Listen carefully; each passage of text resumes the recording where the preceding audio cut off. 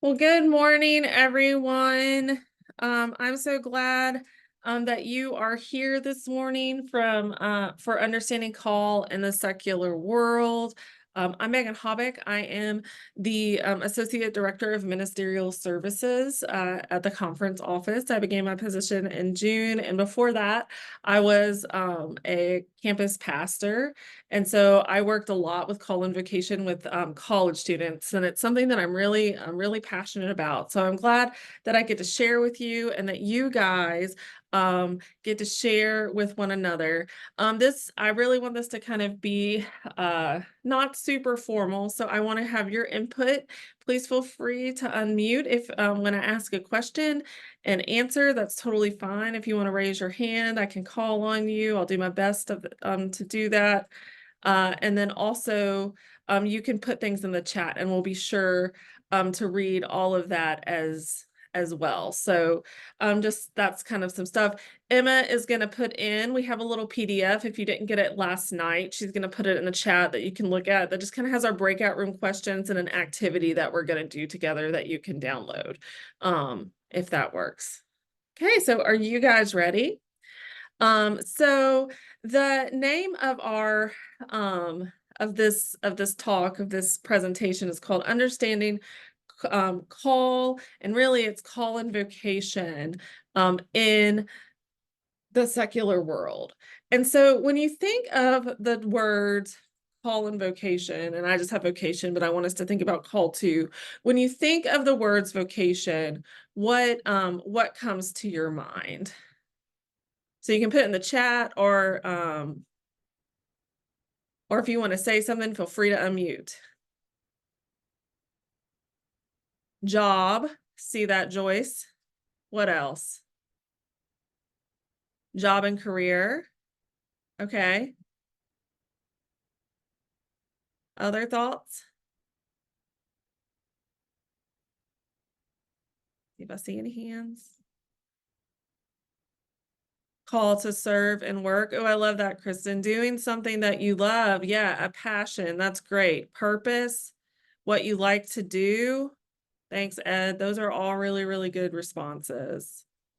Right. And so I think oftentimes when we think about the term call and vocation, right, we often think about our career and our job and having purpose in that part of our life, right? And I think that is a fine view of call and vocation. Actually, I did a youth worker uh retreat, I guess maybe like a week or two ago, and some of the people in that group didn't like the word call, or didn't like the word vocation, because they felt like it was too like churchy, like it meant like ordination or something like that. And so with all of that, what we're going to be doing today is we're going to be looking at call like a job and career, but career, and maybe, sometimes towards like vocation in the church, but really trying to kind of expound or enhance and expand that view of what vocation and call is. So the first thing that we're going to do today is we're going to watch a video that's put on by the Forum of Theological Education. And that is not the video, that's just a man walking on the Canva app. So somebody was asking earlier, there's like, there's no sound. I'm like, there's not supposed to be. But nonetheless, we're going to watch a video from the Forum of Theological Education, and one of their big focuses on like what is call and what is vocation, and they're a really great organization. And so it's a 3-minute video we're going to watch on how they view call and their theology on call. And then we're going to kind of talk about our initial reactions in the group together. We can do that in the chat, or we can talk, and then we're going to put you in small groups together in breakout rooms so you guys can chat as well. So that's what we're going to do. I'm going to unshare my video. I always get nervous at this part, and then reshare. And y'all let me know in the chat if you can hear or not. Sound good? Thumbs up? Cool. Hooray.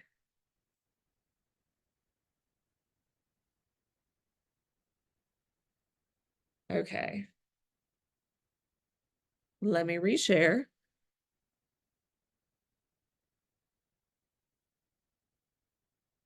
And we got sound. We'll make it big. And y'all let me know if you can hear. Give me a thumbs up.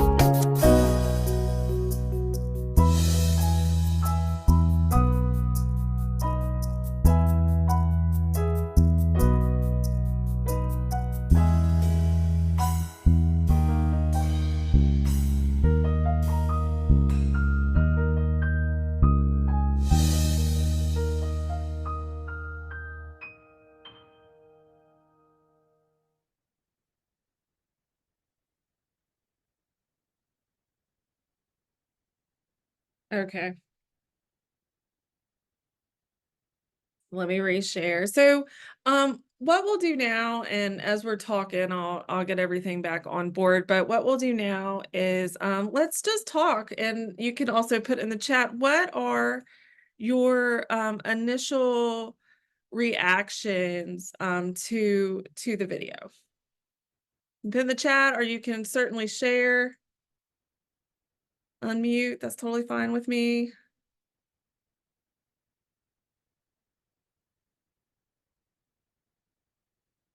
Interesting.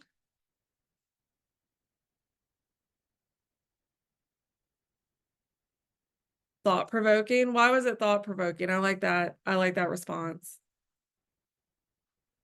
I think it gives you something you need to look at yourself and think about. What are you doing? What are you called to do? I felt like a calling is being led to do something that you, one, in the case of Jonah, didn't want to do. Jonah was called twice by Right.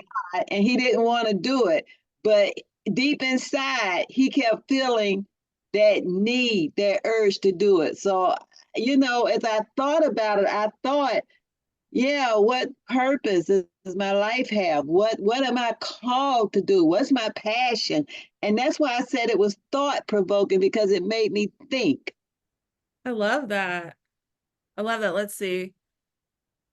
That's great. And okay, Michelle put, sounds like your call can include just about any aspect of your life. Yeah. Yeah. So it's definitely expanding it. And our life is not our own, and we're not meant to live in isolation. Lee, that's great. Thank you for sharing that. Those are great responses. Great initial responses. Well, if you'll see, and Emma's going to put the questions in in the chat as well. We're gonna put you in breakout groups of like 4 and 5, and you guys are gonna kind of talk about the video more in depth and like your thoughts about calling, how the video kind of, you said it was thought provoking, how it made you think, maybe places where it inspired you, places it challenged you. I think there are about 5 questions on it. Don't feel like you have to go through all 5 in 15 minutes. Just talk about just talk where I guess maybe like the spirit leads you. So if you just get through one question, that's fine. If you go in a different direction, that's fine too. But what we're going to do when we come back is we're going to have each group share maybe their 3 most important learnings in their conversation, their 2 or 3 most important learnings with the group. So make sure you have somebody kind of maybe writing that down. But does that all make sense? Thumbs up? Yeah. And then we'll come back and talk a little bit more and kind of go a little bit more into our presentation on vocation, understanding vocation in the secular world and why it's so important. So, and Emma is our wonderful breakout room person.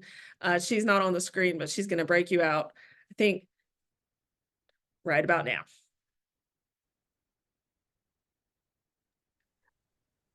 Megan, just one moment. We have 2 people in the waiting room. I want them to come through, and so we can get them into the room. And maybe if we can just reiterate, we had some late arrivals. Yeah. So Okay. again, we've had some late arrivals, so it's going to just take us a second to get everybody in. If you look on your chat screen, you can see the questions that you'll be doing. And again, don't worry about going through every single question. I probably made too many questions, and if you feel like they sound the same, just do the one that feels that like resonates for your group and just have a conversation kind of around what you learned from the video and what challenged you, inspired you, and that kind of thing. Okay. I'm open the rooms.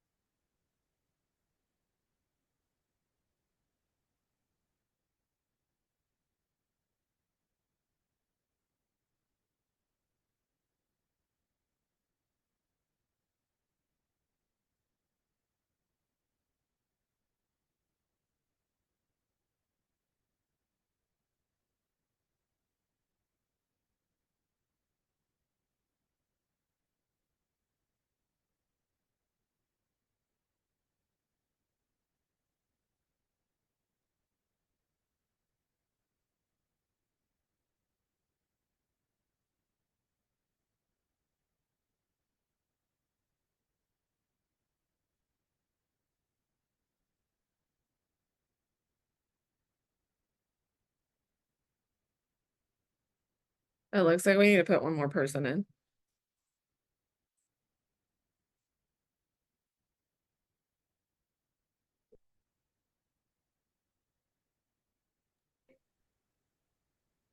I'm assigning Sandy right now.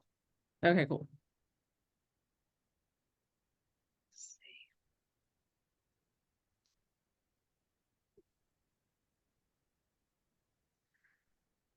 Sandy, you're going to get an invitation to go to room 3.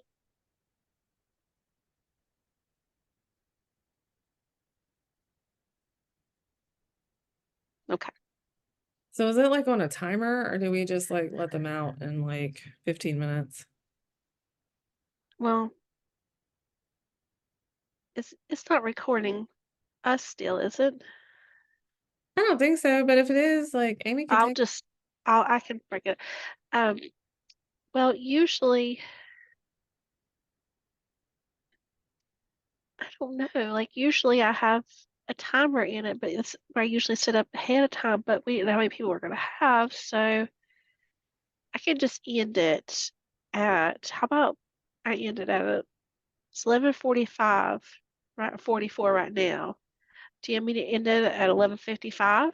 Because they've already been there for a few minutes. Yeah, maybe just a little longer. Let's do like 11. 12? That. 11:58? Yeah, let's do that. Okay. All right. So far, so good.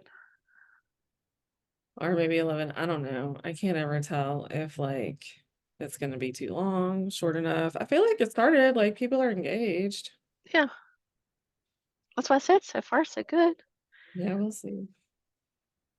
I can't remember, what does the broadcast button do?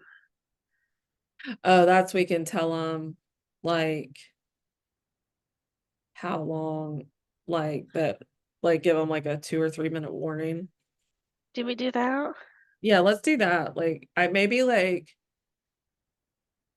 like 11 like 50, let's see, they'll be in there like 5 minutes. It's gonna take them a minute to like warm up and just like chat, and they're gonna introduce each other. So maybe like at 11:55, just like tell them they have 3 minutes left. Okay. You got it.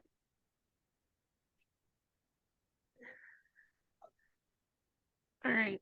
I'm gonna mute myself. No, you're good. I'm just gonna So chill I here. blow my nose.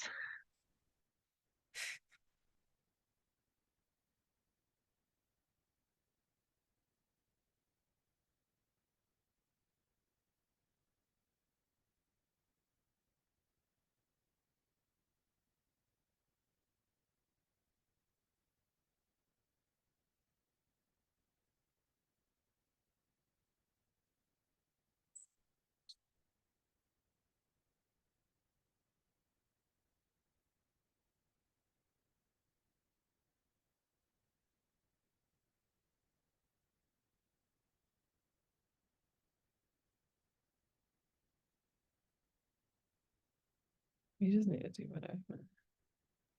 Megan, we have more late attend arrivals. Do you want me to admit them and move them to a group? Yeah, I can explain like what we're doing too. Okay, all right, I'm gonna admit them first and then we'll move them over. There's another one.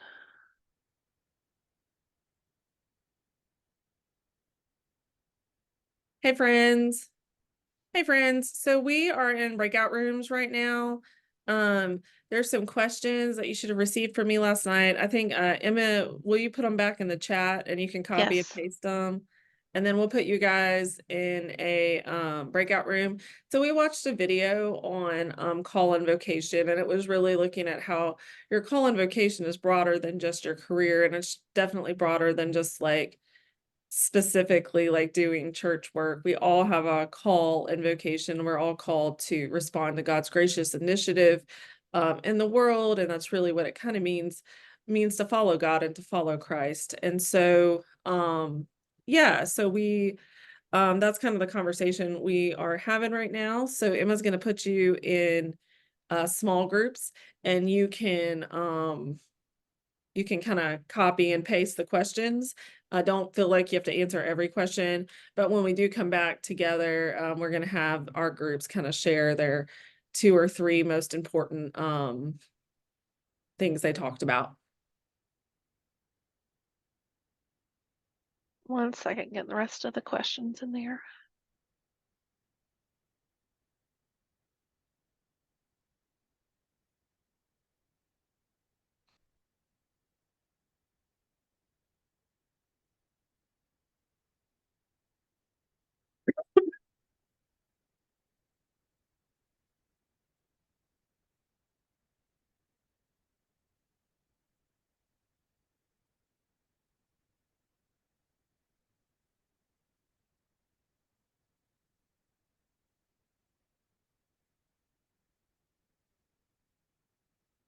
Okay, all right.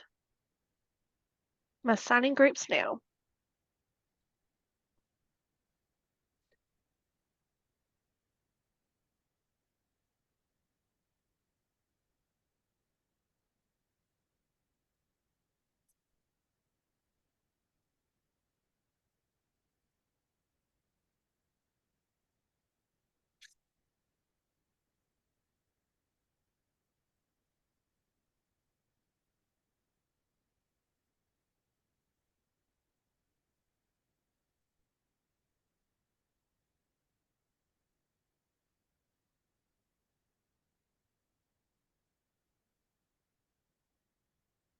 Teresa, What? you, Teresa, did you get a link to join room No, 3? Okay, there she went. Okay. I bet her computer was just slow.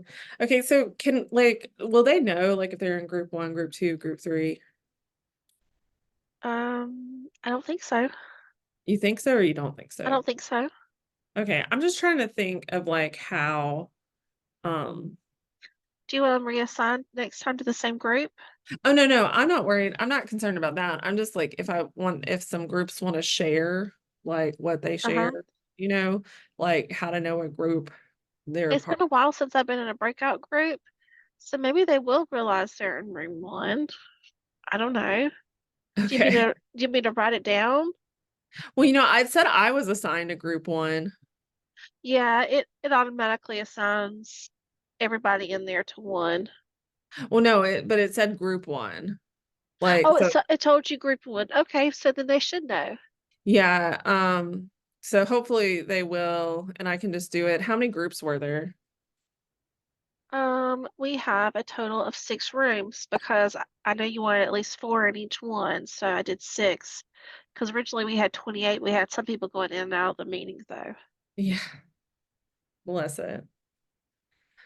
That's all Well, I good. mean, we have people here, so that's good. Oh, Oh, now we have someone else. See, yeah, that's what's difficult. All right, I'll let them in. hey, Winnie. We are in breakout rooms right now, so Emma's gonna send you one. We talked about we watched a video at the beginning about how about what is call and vocation, and what does it mean, and how it is actually kind of this integrated, it's a very integrated and holistic view on how vocation is call and vocation is all aspects of your life. It's not just your profession, and it doesn't just have to be church work, but it's really looking at listening to God and what does it mean to follow God in all paths of your life, whether it be your career or retirement and things like that. Okay, And so, thanks for catching me up, Megan. I'm so sorry to be late.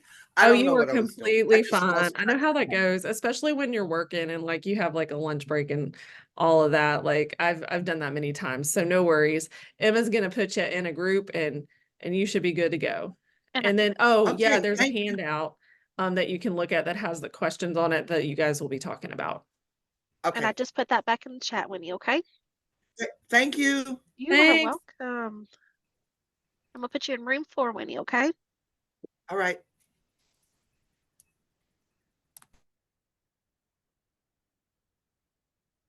Was Ruth Ann in a room?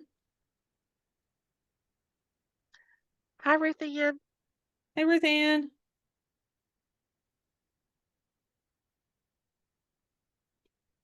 Um, Ruth Ann, I'm gonna send you a link to back to your group, your breakout session.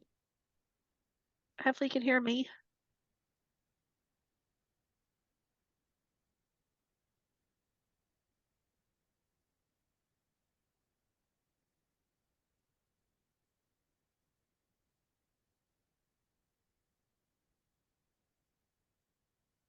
Well, You're a rock star, Emma. I'm not sure about all that, but Ruth Ann, can you hear me? I can hear you, but somehow I'm in 2 rooms. I can hear 2 people. That's strange. Yeah. Okay, And so I don't know how that happened, but let's see. I'm gonna, should all I right, let's leave try and this. start over? Oh, okay. No, see if that worked. See if you can now go back into 6 and just stay in 6. Did that work? Okay. I'm back in the main room now. I hit leave breakout and I'm now I'm viewing Megan Habit's screen. Yeah, But Yeah, that's me. that's the main session. So, Uh, okay, I think she's okay, good. all right. So I guess in like a minute, you want to send them a 3-minute warning, and then and Yeah, then like in 2 minutes, give them like the 60-second thing. yeah.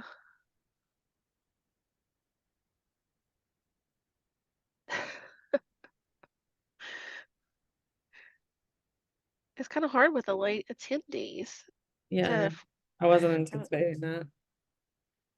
I think somehow she has actually joined the session. Ruth Ann has actually joined the session 2 times. I wonder if somehow she's on her phone and another And on the device. computer. Yeah, that could be a thing. Yeah, because she's in here 2 times, and I wonder if she can hear it 2 times. Yeah. How many participants do we have? Well, 30, including Ruth Ann being in here 2 times. Lee Young is the one. The one I go to her retreat. I went to her retreat at Lady Alaska. Oh, cool. Yeah, I hope this isn't like lame for people.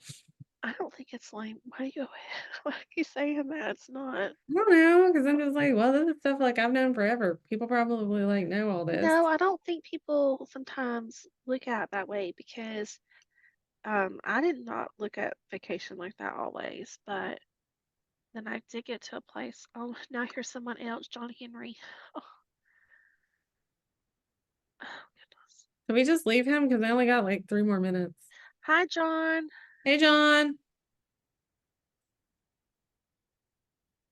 I think I'm just gonna leave John Henry in the Yeah, I think that's main room okay. with us, and then he can join the next Yeah, the breakout next round of session. conversations. I think that's great.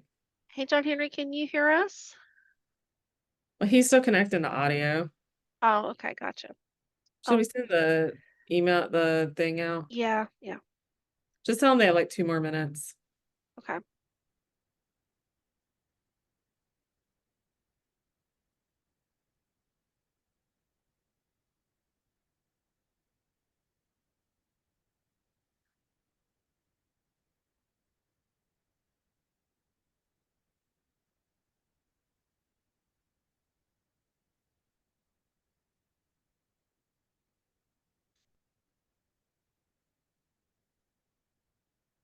And then I Hey, guess John. like, and Hey, John hey, John Henry. Henry, can you hear us?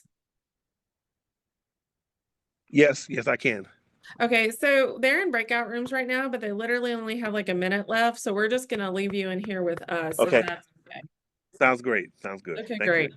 In the chat, you'll find the handout that's to go along with today's session. If you want to access that while we wait for this Yes. breakout session to end. Yes. Do you have Thank to you. resend it since he just got in? I don't know if he can see everything. I will. I'll Oh, yes. upload it Yes. again. Okay, and then Okay, thank Julie you. Higgins. Well, was she in? I don't know.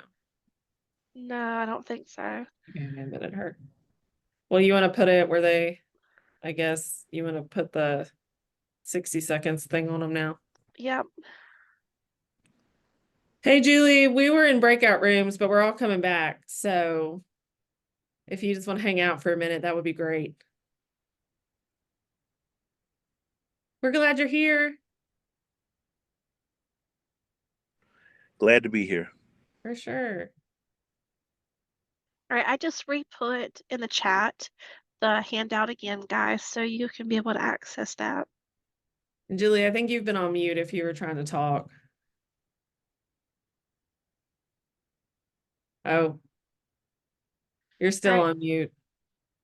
Megan, they'll be heading back in just a few seconds. Okay.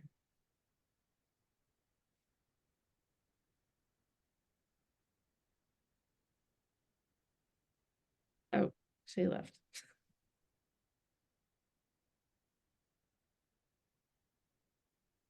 I'm gonna change that. I love Canva. It's so much easier than PowerPoint on like showing your presentation. I agree. All right, everybody's coming back in. Perfection.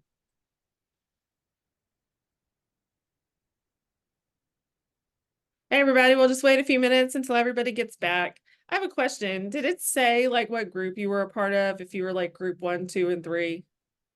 Okay, so I can like be like, can someone's from group 1 say like share what you talked about or whatever? Yes. Okay, hooray. That's what I wanted to know. I was like, I think it does that, but it's been a minute since I've been in a breakout room, so I just want to double check.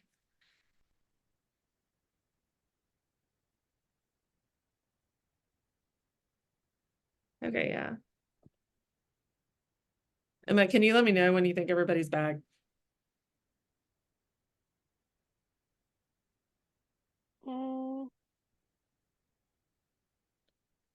Everyone should be back. I have 29, yes. Okay, perfection.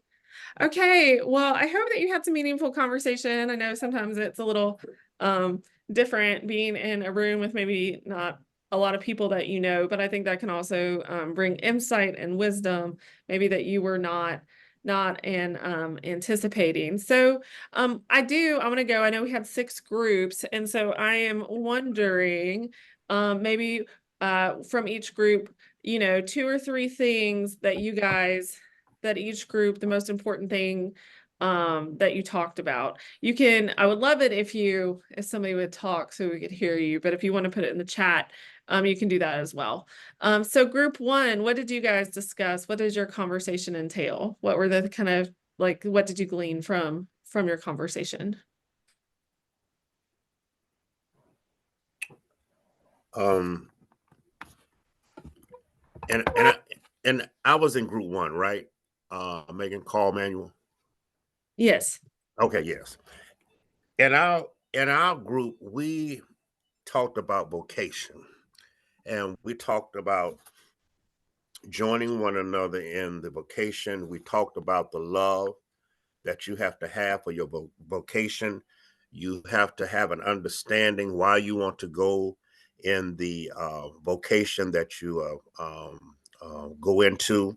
One of the most important things for me was it was brought up by Reverend Wilson that sometimes people go in a vocation based on the money. Right. And I agree with that, because my response was that you can be making $300,000 or $400,000 or $500,000 a year, but you hate to go to work. So for me, I love being a pastor because I love working with people, and especially young people and millennials. So, and that was one of the teachings of Jesus, to love people, not certain people, but we as pastors and followers of Jesus Christ, we are to love and have concern for everybody. And Love that's the way I operate in the church, and especially in the community. I have a concern in the community on how our young people, middle aged, the junior high group, middle school and high school, how they are being treated. And when I go to school board meetings, I'm speaking for all people. I've been in Guilford County, Rockingham County school board meetings, and the concern that I have is to make sure that every student in the school is treated the same, and every student is receiving the best education that they can offer, not only from the county but also from the state of North Carolina and the United States. So the concern in our group was to love your vocation and have a full understanding. Then you're able to identify the goals and objectives for your vocation. That's great. Thank you so much for sharing, Carl. How about somebody from room 2?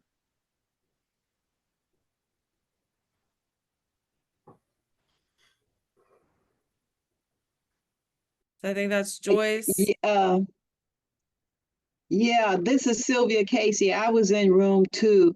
Perfect.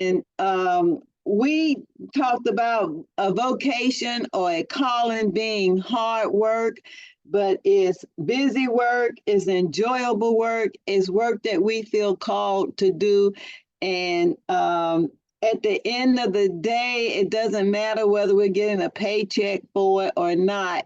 We feel that God prepared us and with our talents and our skills to do such a job. We talked about taking a leap of faith to do the job. We have to know that if God brings us to it, he'll get us through it. And anybody else can jump in.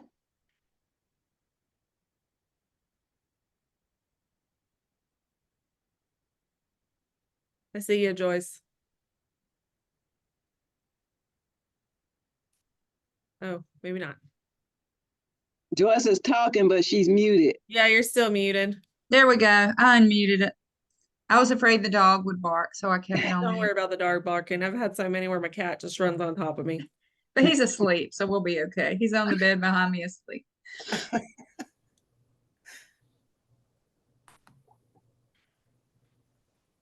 Yeah, but we talked about, like she said, what's happened all through our life that's got us to where, that's prepared us for where we are now with the mission we're doing now, or the calling, of how all these years have really prepared me for what I'm doing now. It's really pretty amazing when you think about it. Yeah, and I think that's really beautiful, and it's going to get kind of to what we're going to talk about a little later about how calling can be seen. Your calling and vocation can be seen as a process, right? And maybe Mm-hmm. something that's not stagnant, but something that changes over time, and it really involves listening to God and following Jesus as a disciple. That's great. Absolutely. So that's room 3. No, that's room 2. So what about room 3? What did you guys talk about? Good morning, everyone. We shared, one of our persons talked about vocation could be what you like to do because you may not be employed, but there's work that you want to do. We talked about vocation being more than a job. It's about passion and commitment and there being a broader view of things. We talked about you could have 5 people that have the same title, but do the job or the work differently. Yeah. Have various ways of doing the work because of your passion, or each person could carry the work out differently. Oh, And I think that's a really good point, right? Like we could see our vocation could seem externally the same, but internally it could be different depending on whose vocation, because we do all have a unique call and we're working together to do God's good work in the world. That's beautiful.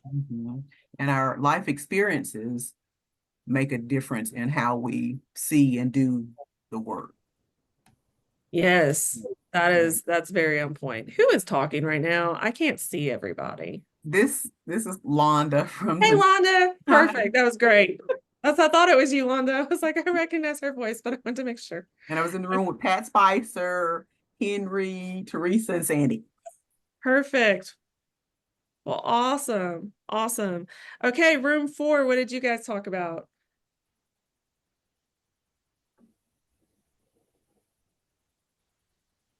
Anybody? I think that's Reverend Betty Brown, Donna, and Winnie.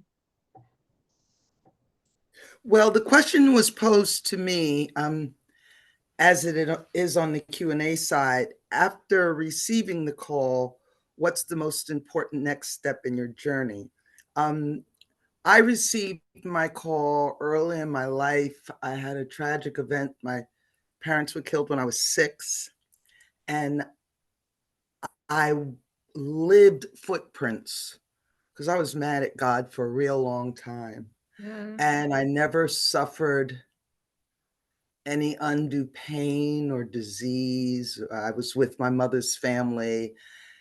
It was kind of rosy, and I lived because my grandparents were UMC, and they always spoke to me about the Beatitudes. I thought it was just the rules of the house. So I grew up understanding that sort of kindness and love is the entire formula. Obedience, of course, and faith. And that's what I'm trying to pass on as I seek to make disciples out of people who may not know that they can or are, in their own opinion, worthy of being disciples. Oh, Winnie, I love that. And you're really getting at, like, it's not even so much you've had a call, but it's really who you want to be, like, as a follower of God, even more than what you do. And I think that that's really beautiful. Thank you for Yeah, sharing. it is. It is. Thank you. And thank you for letting me know what room I was in. I know I have the list now, so that makes it easier. And then room 5, so that is Kathy Ward, Hite Kim, Kristen, Tammy Lewis, and Tyrone LaValle. Hi, it's Tommy. I was the secretary. Tommy, I'm sorry. No, it's okay. It's okay. Once you see it's written, it goes that way. One of the things is at the beginning was vocation is who you are in God, which we thought that was pretty cool. We loved that that we all belong to God's story. And we were talking about values that you have to have, like compassion and empathy, selfless service, courage, and lifting people up and encouraging and meeting people. And one thing that Kathy said, because she is a nurse, she said you have to listen. Yes. Yeah. You have to listen to be able for the needs, not just physical needs, but basic needs. And you have to listen to be able to pull out what everybody's needs are and to help. And Tyrone has an awesome story about being in community, belonging to the village. Tyrone. Hi, I go by Ty. It just says Tyrone. Anyway, I was a missionary in Africa, and we were on a 10-day camping trip with a scout unit, with a district scout group in Ivory Coast, Cote d'Ivoire, and we were getting really, really hungry. They had rations.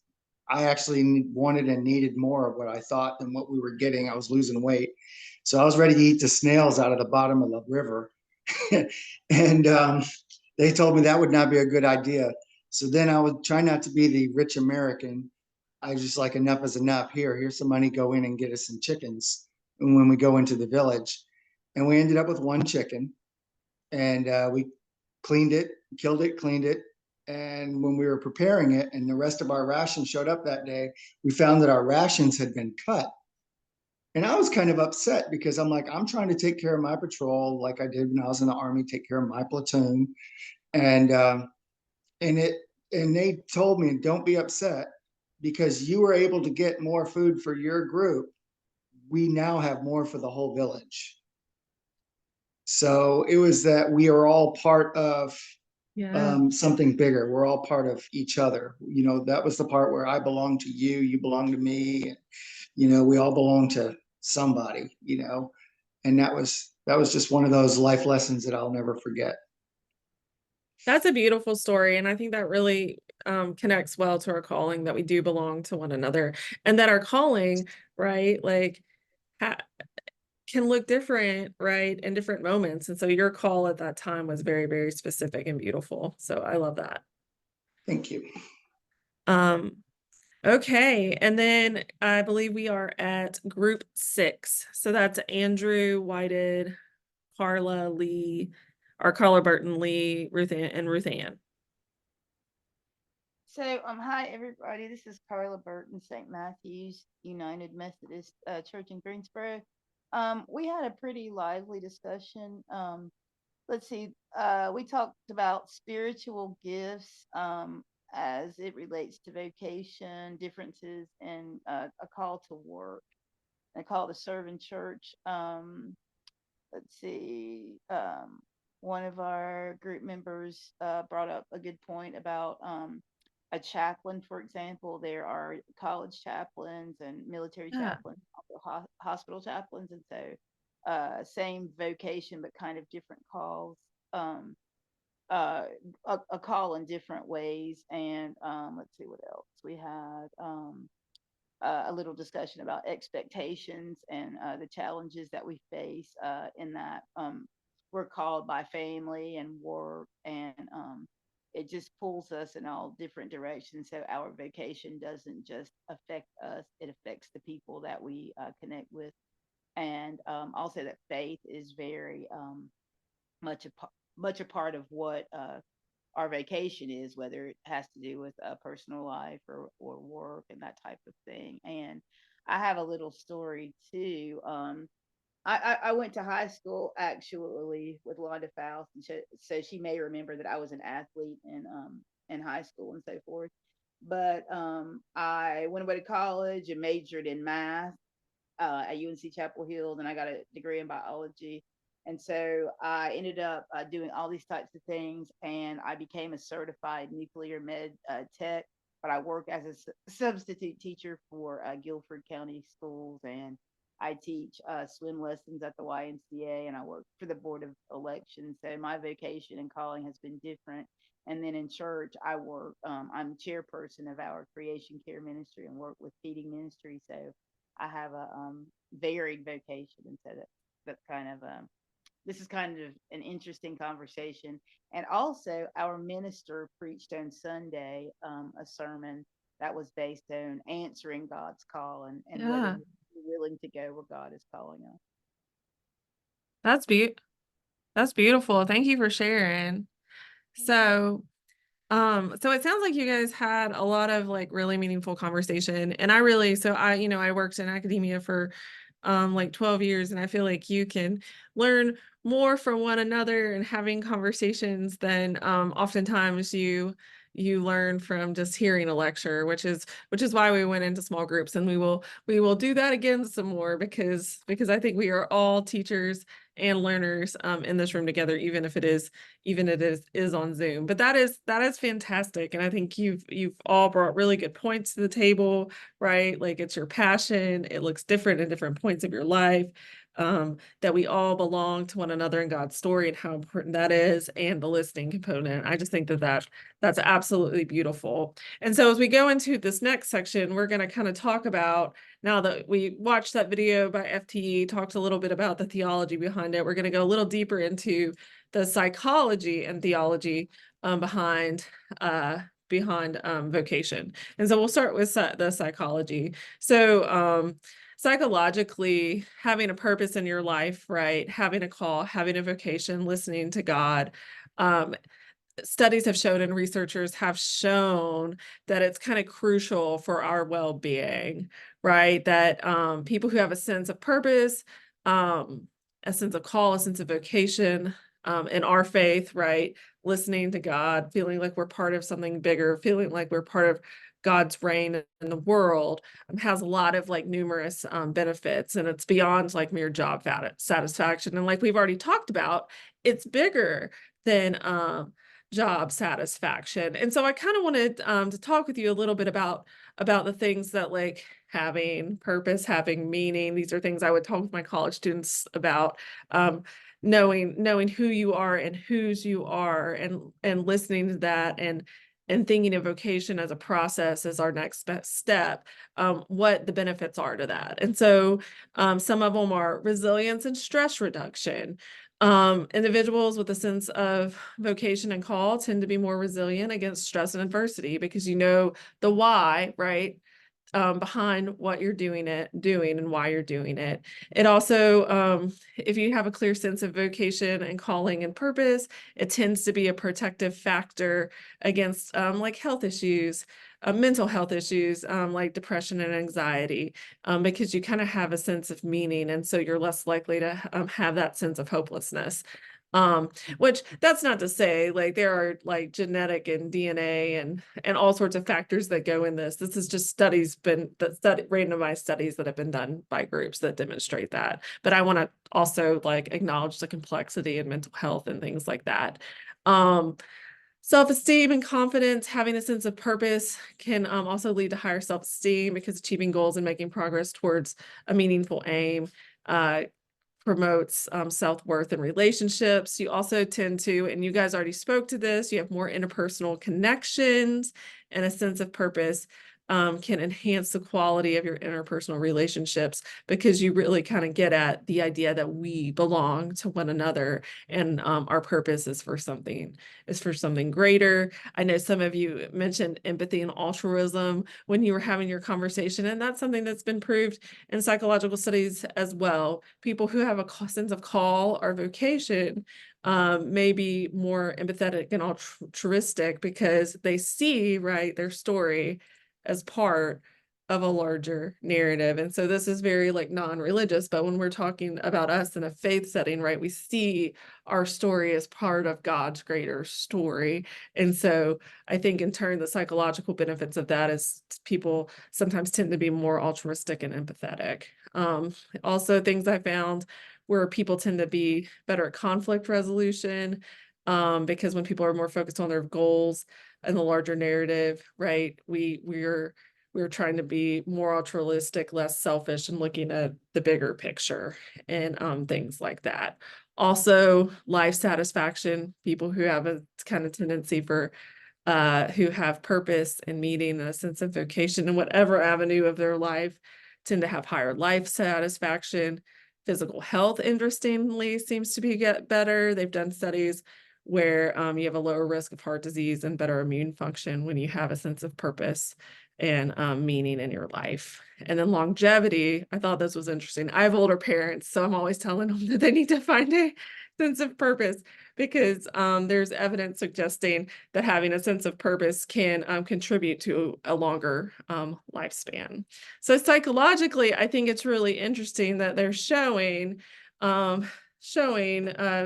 like research and things that having this sense of vocation and a sense of call really is like beneficial to the person who has that call, but also to the community.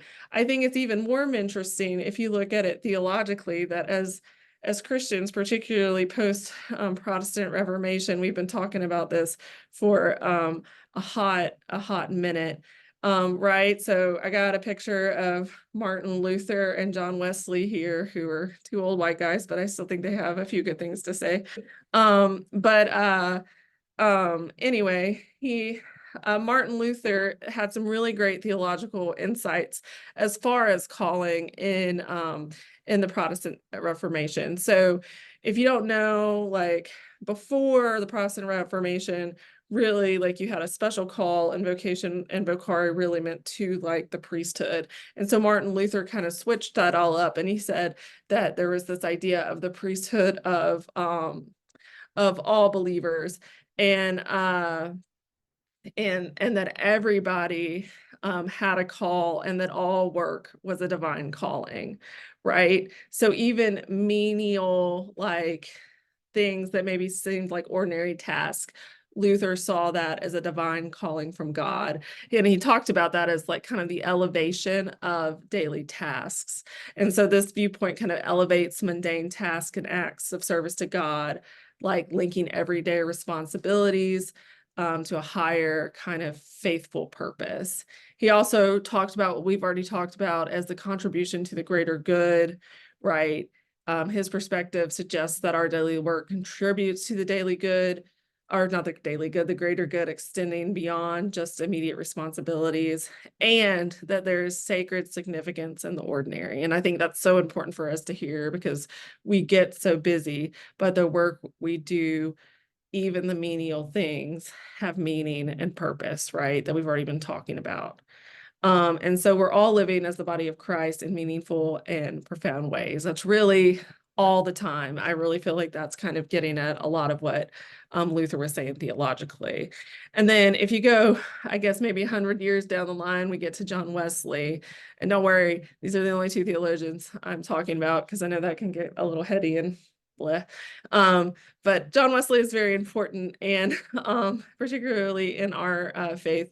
And he saw faith in all aspects of life. So those were some of the theological aspects that Wesley had. He emphasized the importance of living one's faith in every aspect of life, including our secular vocations. And so I think that's really important to us as Methodists, right?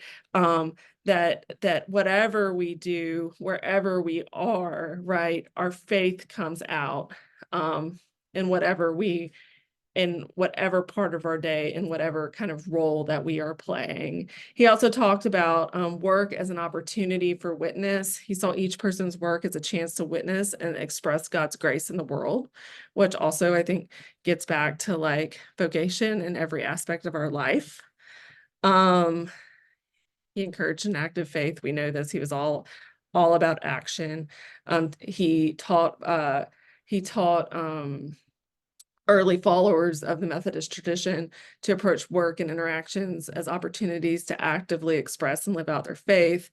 And then I think he had a really holistic approach to life and work. Right? Wesley believed that grace pervades all aspects of our life, including our daily work. And this implies that our vocations are not separate from our spiritual life, but everything is interconnected. So he was very much like, well, you can't be a doctor like during the week and go to church on Sunday and like have like corrupt practices, or be a banker and have corrupt practices, right?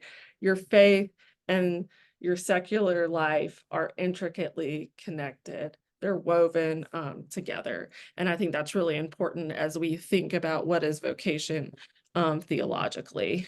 Wesley also saw acts of mercy and acts of piety as means of grace.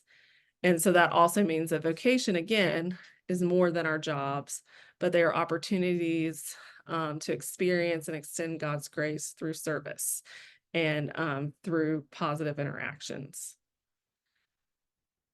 And so Wesley, again's emphasis, and I know I'm saying grace a lot, but Wesley was all about the grace, and we're not going to get into like the different types of grace right now, but his emphasis on grace leads to an understanding that vocation goes beyond personal fulfillment. It's ethical living and social responsibility, where one's work is seen as a way to live out God's grace through acts of justice, compassion, and integrity. It's living for the kingdom of God and for something bigger than ourselves, which we've already kind of touched on already. It goes back to the idea, again, that we belong to one another and we all have a responsibility to respond to the good work that God is already doing in our world, whether it's in a secular profession, whether it's in a retirement, and whether it's as a clergy person, right, in the church. Wesley's ideas about grace and vocation suggest that by filling our roles in society as parents and families in our community, right, we contribute to the transformation of the world as disciples. And so really our call and vocation are ways to follow God in all avenues of our life, because as we saw in the video, discipleship means to follow. And so that means that we all have a calling throughout all of our lives. And that's something I get really excited about. And when I would talk to my college students, as I'm talking to like you all and in different aspects of our life, like I wonder what it would look like if this integrated view of vocation was something that we all kind of lived into. If doctors and bankers and teachers and clergy and even those who are retired saw their roles as part of service of God and to demonstrate God's love to the world, how that would change our approach to what we were doing and our interaction, right? It could lead to more compassion and ethical practices in various professions. It could encourage us to find meaningful ways to contribute to society, right? It could, I think when we think in this integrated view of vocation, right, we realize that vocation isn't so much about what we do for a living, but it's how we live out who we are and whose we are in every action and every decision. It's about finding meaning and direction in life that resonates with our faith so that we can ultimately respond to the beautiful things that God is already listen and respond to the beautiful things that God is already doing in our world. And it's really more about who we are, right, than what we do, because as we'll find out, right, the what we do changes. The who we are can change too, but the who we are, I think, has a little more grounding, and we can listen for where God is taking us next. That's my only like big talk. So yay, that's all you got to listen to me. Maybe just a smidge more at the end, but that's it. So the next thing I want to do with you guys kind of knowing those things is we're going to do an exercise together where you can think a little bit more about who you are and who you want to be. And so this is actually an exercise I got from the Forum of Theological Education as well. And it's called Sheroes and Heroes. And it's in the PDF that Emma sent you. But it's also you can just follow along with me and it'll be fine. So the first thing I want you to do, and don't skip ahead, is I want you to think of 3 people that you really admire. So it can be someone who you know, like it could be a family member. It could be someone from fiction, like a cartoon character, or someone from a book or a movie, or and it can also be somebody who is currently living or somebody who is passed away. So really, like, the world is your oyster. Pick 3 people who you really admire and kind of write them down where you can jot things below them. That makes sense. Also, if you have questions, feel free to like unmute and ask them or put them in the chat.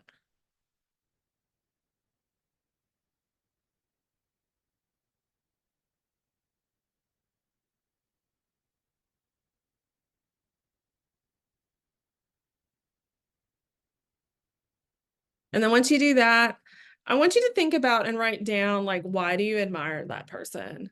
So you're going to describe the attributes that like make them great. So if I were talking about, like, say my mom, that's a super easy one. I admire my mom because she's always like willing to give a helping hand, or she like and when I say that, she embodies radical hospitality. um she goes the extra mile to help people. She's funny, she has a good sense of humor. So I'm naming the attributes of why I think she's a great person. So that's what you're going to do for the 3 people that you picked. We'll just take like 2 minutes to do that.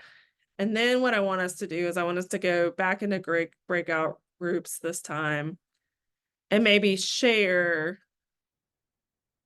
one of the people that you picked and why you picked. And we'll go pretty quick. So we'll just stay in the breakout room for 5 minutes. So everybody will share one person they chose and why they chose them, the attributes. So we'll stay writing our attributes for just a few more minutes.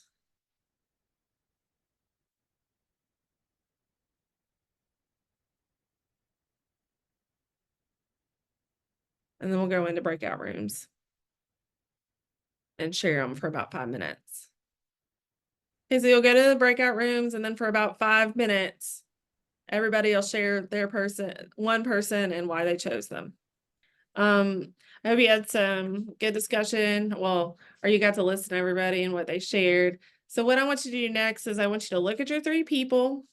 And then I want you to circle the attributes of each person that you think are the most important attributes. So you hopefully have different attributes under each person. Maybe some are repeated. Well, I would definitely circle the ones that are repeated. But circle maybe the top 3 to 5 most important via all three people. So like if you have your mom and then say like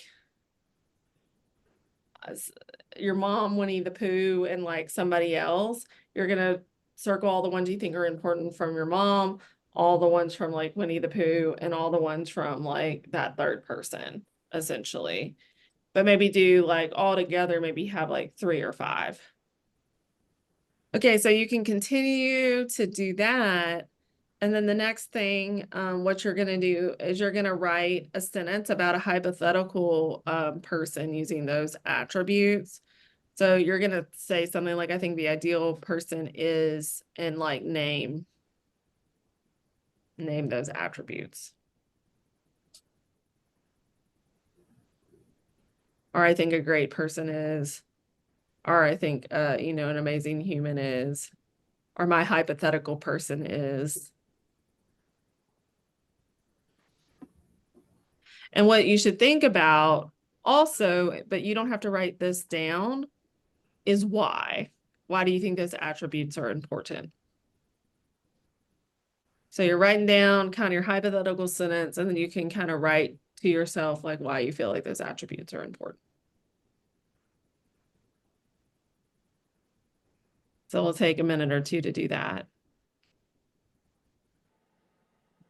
Okay. And then what I would love to do, if anybody has finished their sentence, if they would like to maybe share, let's get like maybe 3 people who are willing to maybe share their sentence and their why behind it. You can just unmute and mute and chat. My person has faith and discernment and is able to listen to God, and that person prays and plans. And the why, because is that person's in touch with God. I love that. Thank you for sharing. It's a great exercise. Yeah. Can somebody else share their sentence and their why if you feel so comfortable? Yes, this is Carl Manuel again. My person is a person who lives and treats people by the teachings of Jesus Christ. one who has compassion in the area of her profession, and most important, has faith in Jesus Christ in working in her profession. Great. Thank you, Carl.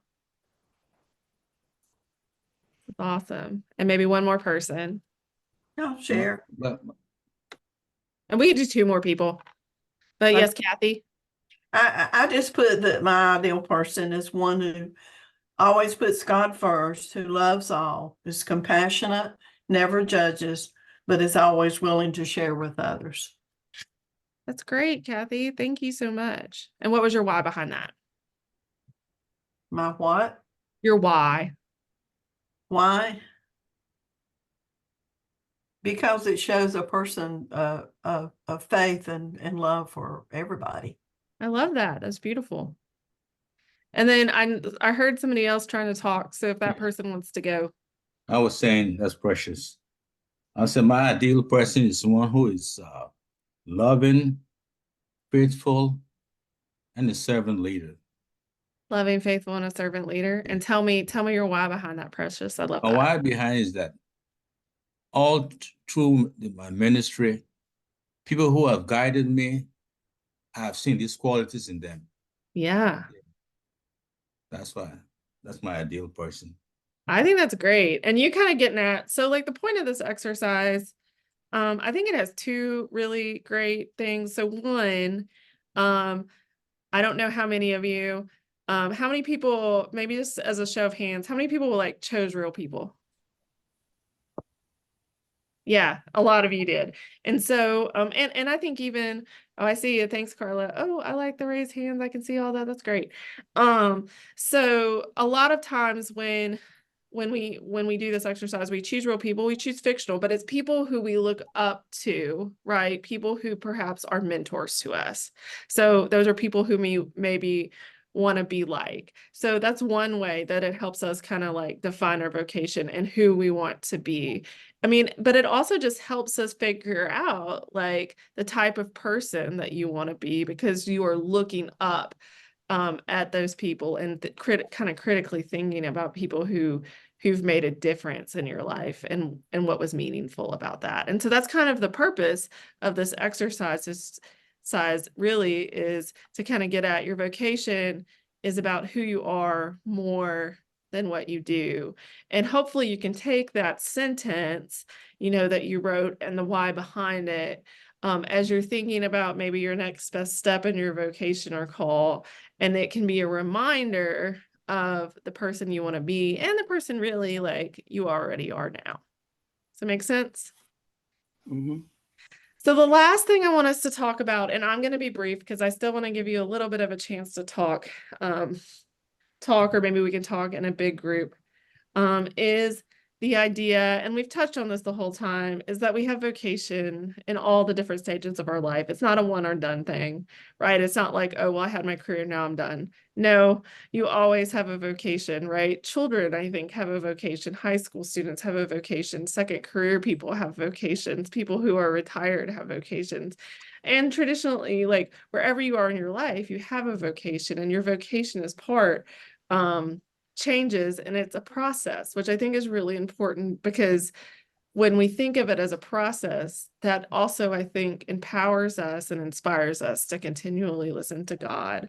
So one of the theories behind the idea that vocation and call is a process is the theory of planned happenstance. And it's actually a career development theory, but I think we can use it as something broader than that. I think we can use it as this integrated kind of idea of vocation and call that we've been talking about. But it's a development theory that focuses on your attitude and actions during the process of figuring out your next best step in your call. It was developed by a guy named by John Cromboltz, and you can describe it as the view that that you can create opportunities by taking action on your curiosity and chance events. So it's not just luck or being right at the right place at the right time. It's a conscious and purposeful and ongoing process that will help you to build a more satisfying and fulfilling career. I think you could change that to life, right? Which life. And it's really listening to God and being open to your next opportunity. And so in the theory of planned happenstance, right, it outlines 5 key traits that you may or may not want to write down, but they're being curious, right? Exploring new opportunities and following your interests by talking with people and learning new things. That could be maybe like trying a new ministry at your church that you haven't embarked on before, or maybe, if you're whatever career you're in, maybe like joining a committee that is like interesting to you, but maybe you don't feel super comfortable with, or not comfortable, but like, something new and engaging for you. Or if you're retired, like doing a volunteer opportunity or taking a class that might be new and different. You just never know. So curiosity, and then persistence, like know that there's probably going to be difficulties in taking your next best step. And surround yourself with supportive people, which it sounds like a lot of you guys already do, right? With those interpersonal relationships. And then being flexible, keeping an open mind, and knowing that like your call, your vocation, it's a process, and it's okay to change and adapt your plans, and then create new plans. And the other is optimism, and it's to view new opportunities as attainable and assume that good things, right, will happen. Thinking instead of having a growth mindset instead of kind of a stagnant mindset, like instead of saying, how can I do this? Or I can't do this, say, how can I do this? And that there's value in every experience. Learning what you don't like. I used to tell my college students this all the time, and I think it's applicable in any part of your life. Learning what you don't like and what you're not passionate about and what God is not calling you to do is just as important as figuring out what God is calling you to do. All of those experiences are super, super valuable.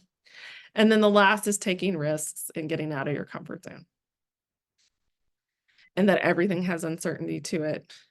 And that shouldn't stop you from taking action. Because not taking action will guarantee no opportunities. And so I think this, again, aligns with the teachings of Martin Luther and John Wesley and the idea of being a disciple, right? There's definitely risk-taking in all of those things. Luther seeing every profession as divine and seeing the sacred in the mundane, and Wesley integrating faith in every aspect of life. And so the last thing that I just want to share, because I know that we are all in different areas of vocation, is recognizing that vocation is dynamic and it changes with different stages of our life. And it could be linked to our job roles, but it also could be linked to what we do in retirement, what we do in our family, our community service. It's linked to every aspect of our life. And our calling evolves throughout time, which I know we've hit on a lot, with different challenges and opportunities in ministry. Each life stage offers unique ways to serve God and community. And I think our understanding, which I think you guys have already touched on, deepens and expands over time. Our understanding of vocation expands and deepens over time. And we all have something to contribute to God's unfolding story. And that our vocational journey is evolving and an integral part of our life's narrative. And that no matter where we are and what point we are in our life, we all have purpose and meaning, and we all have the capacity and we all have the call to respond to God's good and beautiful work, or the good and beautiful work that God is already doing in the world. So that's kind of my lecture. I was going to put us in a breakout room, but I see that we're running short out of time. So I'm thinking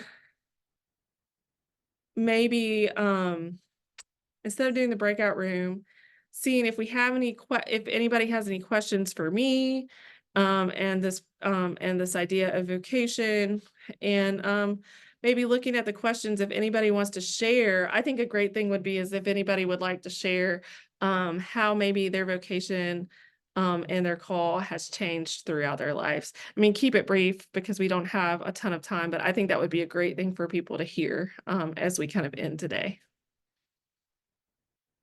If anybody's willing. I'd just like to reiterate what was said earlier about purpose and vocation, if you will. One of the things that ways I've served as a pastor since I retired is as a chaplain in a retirement community. And the key thing I found with seniors, elderly people who are not happy, who are not being productive, is that they will say it just as succinctly, I have no purpose. Yes. Yeah. And so if we know that's where we're headed, then it behooves us to go ahead and keep that pathway of vocation open and looking forward to staying attached to a great purpose, like serving the Lord. Amen, Patricia. That's beautiful. I love that. Other thoughts?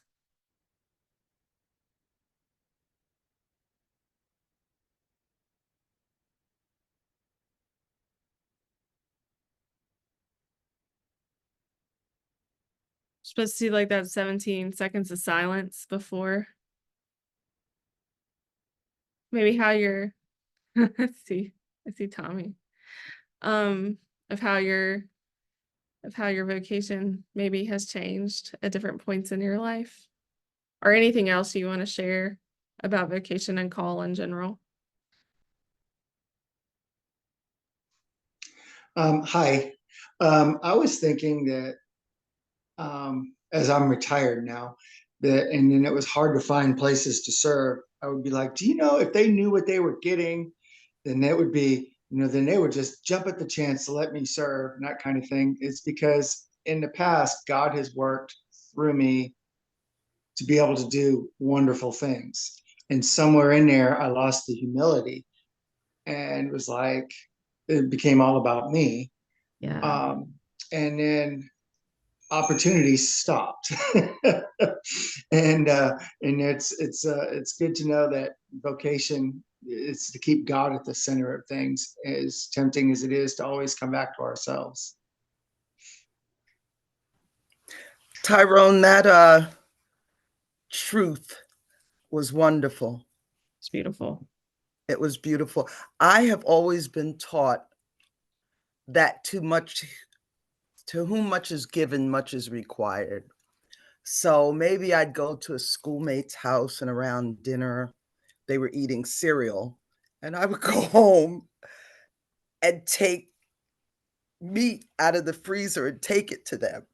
So my journey had to teach me that loving mankind and wanting to serve them is not actually a grand realm of gifting. It's a challenge to draw the best from them and help them interpret God's word so they can make practical application of it. I love that, Winnie. Thanks for sharing. Thank you. Well, we are getting close to the end. So this has just been a wonderful conversation. I really appreciated what each of you have given to the conversation as well. I think like I said before, I think we are all teachers and learners in this kind of experience. And so I feel like I always learn in these experiences too. And it's really, really helpful. I'm going to make one shameless plug.